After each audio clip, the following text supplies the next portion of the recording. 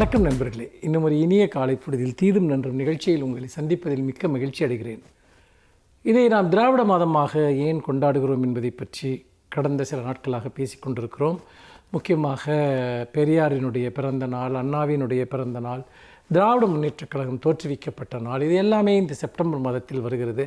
திராவிட இயக்கத்தினுடைய லட்சியங்களை, திராவிட முன்னேற்றக் கழகத்தினுடைய மாபெரும் போராட்டங்களை, மக்கள் தொண்டினை நம்முடைய மகத்தான ஆசிரியர்கள், முன்னோடிகள் நமக்கு காட்டிய அந்த வழியினை பற்றித்தான் நாம் பேசிக்கொண்டிருக்கிறோம். அப்படி பார்க்கிற போது இன்றைக்கு நாம் எப்படி பெரியார் அன்று நீதி கட்சியை தாண்டி சுயமரியாதை இயக்கத்தை, திராவிடர் கழகத்தை தொடங்கி மாபெரும் சமூக சீர்திருத்த இயக்கத்தை பாலின சமத்துவத்திற்காகவும் சாதி ஒழிப்பிற்காகவும் அவர் மேற்கொண்டார் என்பதை பற்றி பேசினோம்.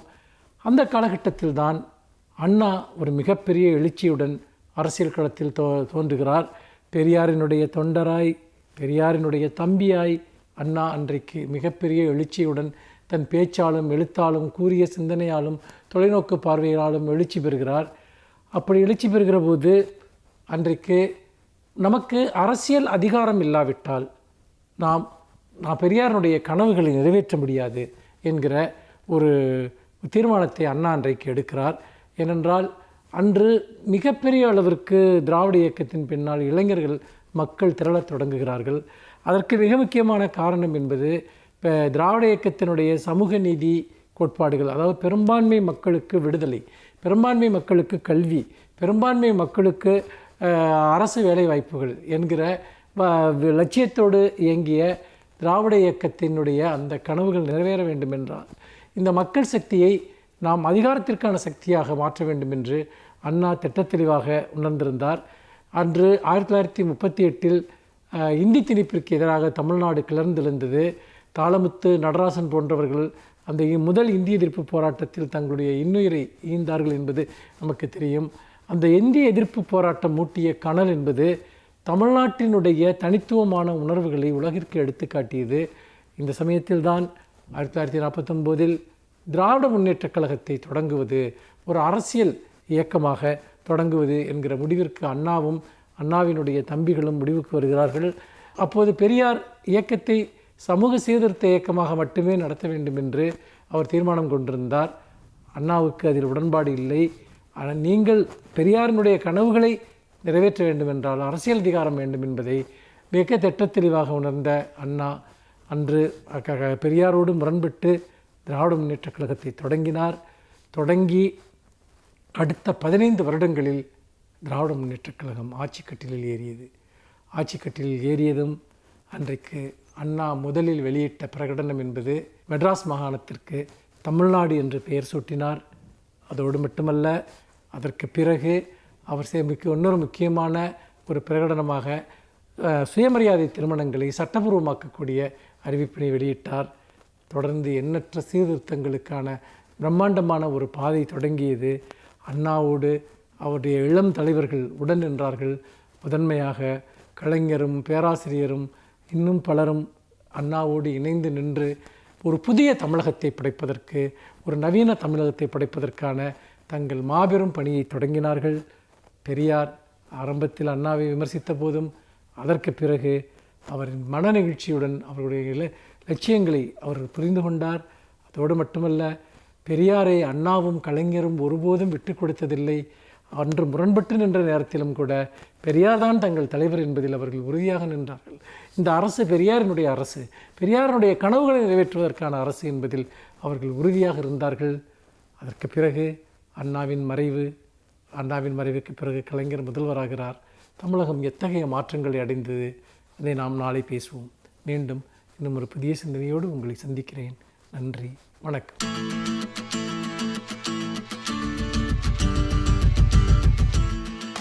அனைவருக்கும் என் அன்பு வணக்கம்.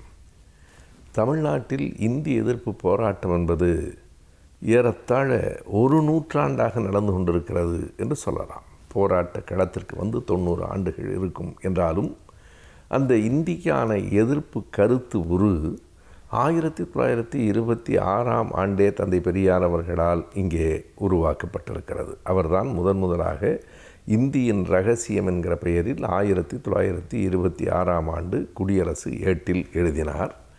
இந்தியை நீங்கள் வெறும் மொழி என்று கருதி விடாதீர்கள், அது காலப்போக்கில் ஓர் ஆதிக்கம் செலுத்தக்கூடிய தன்மை உடையதாக இருக்கிறது, பெரும்பான்மையானவர்கள் பேசுகிறார்கள் என்று சொல்லி இந்தியை நம் மீது திணிப்பதற்கு வாய்ப்பு இருக்கிறது என்று 26 அதாவது பிரிட்டிஷார் இருக்கிற போது எழுதினார்.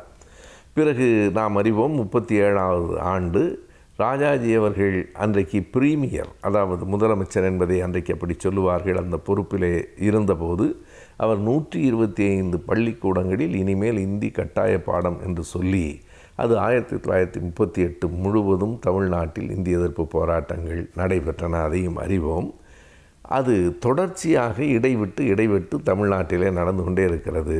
அப்படி ஒரு பெரும் போராட்டம் 1948 செப்டம்பர் 22ஆம் தேதி தொடங்கிற்று. அப்போது ஓமந்தூர் ராமசாமி ரெட்டியார் தான் முதலமைச்சராக இருந்தார். அவினாசிலிங்கம் பிள்ளை, அதனுடைய அவினாசிலிங்கம் செட்டியார் அதனுடைய கல்வி அமைச்சராக இருந்தார். அந்த காலகட்டத்தில் மறுபடியும் இந்தி திணிக்கப்பட்டது, இந்தி கட்டாய பாடமாக ஆக்கப்பட்டது. அதை எதிர்த்து மறுபடியும் போராட்டம் தொடங்கிற்று.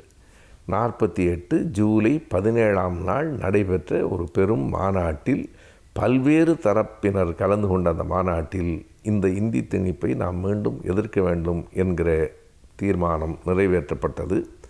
என்ன வியப்பு என்றால் 37இல் இந்தியை எதிர்த்து பெரியார், மறைமலையடிகள், நாவலர் சோமசுந்தர பாரதியார் போன்றவர்கள் போராடிய போது அதற்கு ஆதரவாக இருந்தவர்கள் கூட 48இலே மாறி இந்தியை எதிர்த்தார்கள். 48இலே இந்தி எதிர்ப்பு போராட்டத்தை மாப்போசி ஆதரித்தார், திருவிகாவும் ஆதரித்தார் என்பது ஒரு குறிப்பிடத்தக்க செய்தி. அப்போதும் ராஜாஜி அவர்கள் தமிழ்நாட்டுக்கு வருகிற போது கருப்பு கொடி காட்டப்பட்டது. காரணம், ராஜாஜி அப்போது தமிழ்நாட்டின் முதலமைச்சராக இல்லை, ஆனால் இந்தியாவின் தலைமை ஆளுநராக, கவர்னர் ஜெனரல் என்கிற பொறுப்பிலே இருந்தார். அது பிரிட்டிஷார் உருவாக்கிய பொறுப்பு. 1950 வரையில் அந்த கவர்னர் ஜெனரல் என்கிற பதவி இருந்தது. பிறகுதான் அது குடியரசுத் தலைவர் என்று மாற்றப்பட்டது. எனவே ராஜாஜி அவர்கள் வருகிற போதும் கருப்பு கொடி காட்டப்பட்டது. இந்த முறை 48இல் நடந்த இந்திய எதிர்ப்பு போராட்டம் என்பது எல்லா தொடர்வண்டி நிலையங்களிலும் இந்தியில் எழுதப்பட்டிருக்கிற அந்த எழுத்தை தார்கொண்டு அடிப்பதாக இருந்தது. நாடு முழுவதும் போராட்டம் நடைபெற்றது. பிறகு அது கைவிடப்பட்டது. இப்படி ஒவ்வொரு முறையும் இந்தி வருவதும் பிறகு அது எதிர்ப்புகளால் பின்வாங்கப்படுவதுமாக இருந்த வரலாறு நமக்கு உண்டு. 37இல் ராஜாஜி சொன்னார். பிறகு 38, 39 முழுவதும் போராட்டங்கள். அந்த போராட்டத்திலே கலந்து கொண்டபோது தான் தந்தை பெரியார் அவர்கள் பெல்லாரி சிறையிலே அடைக்கப்பட்டார். 39இல் 2ஆம் உலகப் போரை ஒட்டி காங்கிரஸ் கட்சியினுடைய அமைச்சரவை அனைத்தும் விலகிற்று. ராஜாஜியும் விலகினார். பிறகு வந்த ஆங்கிலேய ஆளுநர் எஸ்கின் பிரபு 1940 பிப்ரவரி 21ஆம் தேதி அந்த இந்தி கட்டாய பாடம் என்பதை விளக்கினார். அதுவும் ஒரு தற்செயலாக ஒரு ஒருங்கிணைவு. என்ன என்று நாம் பார்த்தால், பிப்ரவரி 21 தான் தாய்மொழி நாள் என்று இன்றைக்கும் நாம் அதை கொண்டாடுகிறோம். அதே பிப்ரவரி 21 தான் தற்செயலாக 1940ஆவது ஆண்டு இந்தி கட்டாய பாடம் என்பது விலக்கப்பட்டது. ஆனாலும் மறுபடியும் இந்தி வந்தது. 1965 தமிழ்நாட்டில் நடைபெற்ற அந்த மாபெரும் போராட்டத்தை நாம் அறிவோம். அவற்றுள் ஒரு கட்டமாக 48 செப்டம்பர் 22 தமிழ்நாட்டில் தொடங்கிய இந்திய எதிர்ப்பு போராட்டமும் நாம் நினைவு கூறத்தக்கது.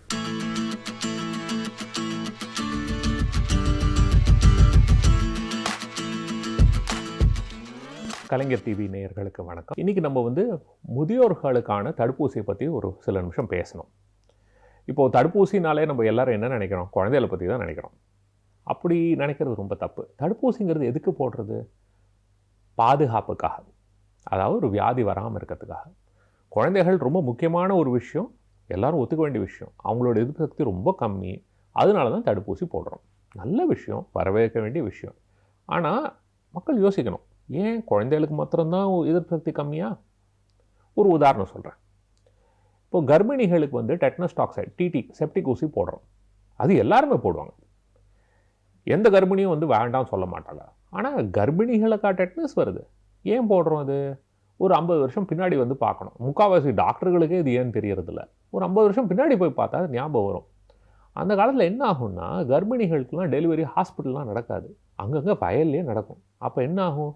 இந்த தொப்புள் கொடியாக இருக்கிறதுக்கு அவங்ககிட்ட ஸ்டெரைலாக வந்து ஸ்பெஷலாக பிளேடெல்லாம் வச்சுருக்க மாட்டாங்க. அந்த அருவா கத்தி எதாக இருக்கோ அதை வச்சு வெட்டுவாங்க. என்ன ஆகும்? டெட்டனஸ் வரும்.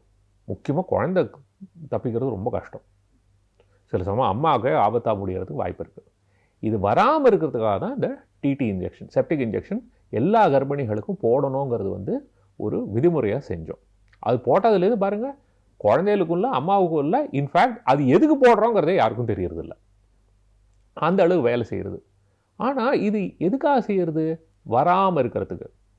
வயசு பொறுத்தது இல்லை, அந்த ரிஸ்க்கை பொறுத்து இருக்குது. யாருக்கு ஆபத்துங்கிறதோ அவங்கள பாதுகாக்கணுங்கிறதுக்காக செய்கிறது. எதுக்காக அவ்வளோ தூரம் சொல்கிறேன்னா, எதிர்ப்பு சக்திங்கிறது வந்து ஒரு சமநிலையில் இருக்கிறது இல்லை. பிறக்கும்போது நம்ம எதிர்ப்பு சக்தி ரொம்ப வீக்காக இருக்குது. ஏன்னா நிறைய கற்றுக்க வேண்டிய விஷயம். வருஷங்கள் ஆக தான் நம்ம எதிர்ப்பு சக்தி ஓரளவுக்கு மெச்சூரிட்டி, அதாவது வளர்ச்சி அடையும். அதுக்கு தான் இந்த தடுப்பூசியெல்லாம் போட்டு அதுக்கு வந்து எஜுகேஷன், அதுக்கு வந்து சொல்லிக் கொடுக்குறோம். அதே மாதிரி வயசாக அது தானாகவே திரும்ப இறங்க ஆரம்பித்தோம். ஸோ முதியோர்களுக்கும் வந்து எதிர்ப்பு சக்தி குறையிறது சகஜம். இந்த மாதிரி இருக்கும்போது அவங்களுக்கும் இந்த மாதிரி வியாதிகள் வரத்துக்கான வாய்ப்பு ரொம்ப ஜாஸ்தி. ஆனால் அவங்களோட பாதுகாப்பை பற்றி யாருமே பேசுகிறது கிடையாது. இது கொஞ்சம் கவலையான விஷயந்தான். ஏன் இதை சொல்கிறேன்? இப்போது நிமோனியா ஊசி வந்து குழந்தைகளுக்கு இப்போ போட போகிறாங்கன்னு சொல்லிட்டு இருக்காங்க. வரவேற்க வேண்டிய விஷயம். ஆனால் இப்போ இந்த நிமோனியா காய்ச்சல்னு பார்க்கும்போது குழந்தைகளுக்கு வரத்துக்கு வாய்ப்பு அதிகம். ஆனால் இதனால் உயிர் சேதங்கிறது ரொம்ப ரொம்ப ரொம்ப ரொம்ப அபூர்வம். இதே நிமோனியா வந்து 65 வயசுக்கு மேலே இருக்கிறவங்கள பார்த்தா அவங்களுக்கும் வாய்ப்பு ரொம்ப அதிகம். ஆனால் அவங்களில் உயிர் சேதம் ரொம்ப ஜாஸ்தி. அதாவது குழந்தைகளுக்கு வந்ததுன்னா உயிர் சேதம் 1% கம்மி. இதுவே முதியோருக்கு வந்தால் மினிமம் 10% உயிர் சேதம். மினிமம் 10%. என்ன தான் ஆன்டிபயோட்டிக் கொடுத்து, என்ன தான் ஐசியூவில் வச்சு, என்ன தான் 5 ஸ்டார் ஹாஸ்பிட்டலில் பார்த்தாலும் மினிமம் குறைஞ்சது 10% மக்களுக்கு இது உயிருக்கு ஆபத்தாக முடியும். அப்போ அவங்கள பாதுகாக்கிறது நம்மளோட கடமை இல்லையா? அதை பற்றியும் சில பேர் நிறைய பேர் யோசிக்கணும். இதில் நிறைய விஷயங்கள் இருக்குது. இது அந்த வியாதிங்கிறது மாத்திரம் இல்லை. இப்போது எல்லோரும் இப்போது மருத்துவ ரீதியாக எங்களுக்கு என்ன புரிஞ்சிருக்குன்னா, இந்த ஃப்ளூ வியாதியோ இல்லை நிமோனியா வியாதியோ வந்ததுன்னா ஒரு அவ்வளோ தாக்கம் தேவையில்லை. ஒரு லைட்டாக வந்தால் கூட அதை தாண்டி அதை பின்னாடியே வந்து இருதயத்தில் பிரச்சனை வரதுக்கு வாய்ப்பு இருக்குது. அதாவது ஹார்ட் அட்டாக், மாரடைப்பு வரதுக்கு வாய்ப்பு இருக்குது, லக்வான் வரதுக்கு வாய்ப்பு இருக்குது, ஹார்ட் ஃபெயிலியர், அதாவது இருதய பம்பிங் குறையிறதுக்கான வாய்ப்புகள், இந்த மாதிரி நிறைய பிரச்சனைகள் வரதுக்கு வாய்ப்பு இருக்குது. அதனால் இந்த தடுப்பூசிகள் போட்டால் அதெல்லாம் குறைக்கிறதுக்கு வாய்ப்பு உண்டு அப்படிங்கிற ஒரு நம்பிக்கை. அதனால தான் இப்போ நிறையா சொசைட்டின்னு சொல்லுவாங்க. அதாவது heart failure society, critical care society, அந்த மாதிரி அவங்க வந்து கைட்லைன் கொடுப்பாங்க. அதாவது இந்த மாதிரி செஞ்சால் நல்ல விஷயம் அப்படின்னு. அவங்க எல்லாருமே என்ன சொல்கிறாங்கன்னா, முதியோர்களுக்கு தடுப்பூசி போடுறது ரொம்ப ரொம்ப முக்கியம். இதனால் தேவையில்லாத உயிர் சேதத்தை குறைக்க முடியும், தேவையில்லாத பல பிரச்சனைகளையும் குறைக்கிறதுக்கு வாய்ப்பு இருக்குது. அதாவது லக்வான்லேருந்து மாரடைப்புலேருந்து நிறைய விஷயத்தை குறைக்க முடியும்னு ஒரு நம்பிக்கை. முக்கியமாக எல்லாருக்குமே தெரிஞ்ச விஷயம், ஒரு முதியோருக்கு வந்து ஹாஸ்பிட்டலில் போய் சேர்ந்தா அவங்க படுற அவஸ்தை எல்லாருக்குமே தெரியுமே. ஏன்னா ஹாஸ்பிட்டல் போய் சேர்ந்தால் ஒரு வியாதிக்காக போய் சேருவாங்க, பல வியாதிகள் வந்து சேரும். கீழே விழுந்து இடுப்பு உடையும், ரத்த கட்டி வரும், மூளையில் ஏதாவது பிரச்சனை வரும். இந்த மாதிரி எத்தனையோ பிரச்சனைகள் வரதுக்கு வாய்ப்பு இருக்குது. ஸோ கூடுமான வரைக்கும் நம்ம ஆஸ்பத்திரி போகாமல் நம்ம பாதுகாத்துக்கு தான் ரொம்ப ரொம்ப முக்கியம். அதில் தடுப்பூசியும் ஒரு முக்கியமான ஒரு பாகமாகும். ஸோ என்ன சொல்ல வரேன்னா, 65 வயசு ஆயிடுத்துனாலே நம்ம நிறையா தடுப்பூசியை பற்றி யோசிக்க வேண்டியது இருக்குது. இதில் முக்கியமாக வந்து இந்த இன்ஃப்ளூயன்ஸா தடுப்பூசி தான் ரொம்ப எல்லா நாட்டிலையுமே முக்கியம்னு சொல்கிற விஷயம். ரெண்டாவது வந்து இந்த நிமோனியா ஊசி. இந்த நிமோனியா ஊசி வாழ்க்கையில் ஒரு தடவை தான், அது ரொம்ப ஈஸி. ஆனால் இந்த ஃப்ளூ ஊசி வந்து வருஷத்துக்கு ஒரு தடவை. ஏன்னா இந்த ஃப்ளூங்கிறது வந்து வருஷம் மாறுறதுனால அதுக்கு தகுந்த மாதிரி ஊசியும் மாறும். வருஷம் போடுறது ரொம்ப நல்லது. இதில் சைடு எஃபெக்ட்னு ஒன்றும் பெரிய விஷயமே கிடையாது, ரொம்ப ஈஸியானது. கர்ப்பிணிகளுக்கே கொடுக்குறோம். அந்த மாதிரி இருக்கும்போது ஏன் கவலைப்படணும்? சின்ன சின்ன குழந்தைகளுக்கும் கொடுக்குறோம். அதனால் இதை பற்றி கவலைப்படவே வேண்டாம். இது நல்ல ஒரு எஃபெக்ட், அதாவது இதனால் பயன் நிறையா இருக்குது. இதை பற்றி தேவையில்லாமல் யோசிக்கக்கூடாது. இதை தவிர மற்ற சில பேருக்கும் இதை பற்றியெல்லாம் யோசிக்கணும். என்ன, ஏற்கனவே உடலில் வந்து சில வியாதிகள் இருக்கிறவங்க, அதாவது சிறுநீரக பிரச்சனை இருக்கிறவங்களுக்கு எதிர்ப்பு சக்தி கொஞ்சம் பிரச்சனை தான். அவங்களுக்கு அடிக்கடி பல இன்ஃபெக்ஷன் வரதுக்கு வாய்ப்பு இருக்குது. அதே மாதிரி இருதய வியாதி இருக்கிறவங்க, நுரையீரலில் பிரச்சனை இருக்கிறவங்க, ஈரலில் பிரச்சனை இருக்கிறவங்க, இப்போது கல்லீரல் மண்ணீரல் அந்த மாதிரி வியாதிகள் ஏதாவது இருந்ததுன்னா, அந்த மாதிரி இல்லை எதிர்ப்பு சக்தி கம்மியாக இருந்ததுன்னா, கேன்சர் வைத்தியம், ஸ்டீராய்டு வைத்தியம், எய்ட்ஸ் வியாதி, இந்த மாதிரி வியாதிகள் இருந்தாலுமே எதிர்ப்பு சக்தி கொஞ்சம் மற்றவங்களோட கொஞ்சம் கம்மி தான். இந்த மாதிரி மக்களுக்கு வந்து இந்த மாதிரி தடுப்பூசி போடுறதுங்கிறது ரொம்ப நல்ல விஷயம். பிற்காலத்தில் பிரச்சனை வராமல் பாதுகாக்கலாம். இப்போது இந்த பிரச்சனை வந்தால் நம்ம ட்ரீட்மெண்ட் எடுக்கலாமே, இதுக்கெல்லாம் வைத்தியம் இருக்கேன்னு நிறைய பேர் சொல்கிறாங்க. ஆனால் ஒன்று ஞாபகம் வச்சுங்க, வருமுன் காப்போம் தான் நல்லது. வந்த பின் நம்ம அவஸ்தைப்படுவோம், வைத்தியம் பண்ணுவோம்னா தடுப்பூசியோட விலை எங்கே, ஒரு வியாதியோட வைத்தியத்தோட விலை எங்கே? ரெண்டாவது, என்னதான் பர்ஃபெக்ட் வைத்தியம் பண்ணாலும் நான் சொன்ன மாதிரி ஒவ்வொரு வியாதியிலும் ஓரளவுக்கு உயிர் சேதம் இருக்குது. அதை குறைக்க முடியாது. அதை குறைக்கணும்னா அதுக்கு ஒரே வழி வராமல் பார்த்துக்கிறதுக்கு தான். ஸோ இப்போ வீட்டில் வந்து நீங்கள் எவ்வளோக்கு எவ்வளோ குழந்தையெல்லாம் நீங்கள் வந்து பாதுகாப்பாக பார்த்துக்கிறீங்களோ, அவங்களுக்கு வந்து தடுப்பூசியெல்லாம் போட்டு அவங்க உடம்பை நன்னா பார்த்துக்கிறீங்களோ, அதே மாதிரி உங்கள் வீட்டில் இருக்கிற முதியோரையும் கொஞ்சம் கவனிக்கிறது ரொம்ப நல்ல விஷயம். அவங்களுக்கு இதுக்கு தகுந்த மாதிரியான தடுப்பூசிகள்லாம் போட்டு அவங்களோட ஆரோக்கியத்தையும் நம்ம நன்னா கவனிச்சுட்டோம்னா அவங்க வந்து மேற்கொண்டு யார் மேலேயும் பாரமாக இல்லாமல் ஒரு சுதந்திரமாக இருக்கிறதுக்கு ஒரு நல்ல வாய்ப்பு இருக்குது. இது பொதுமக்கள் எல்லாரும் உணரணும். நன்றி, வணக்கம்.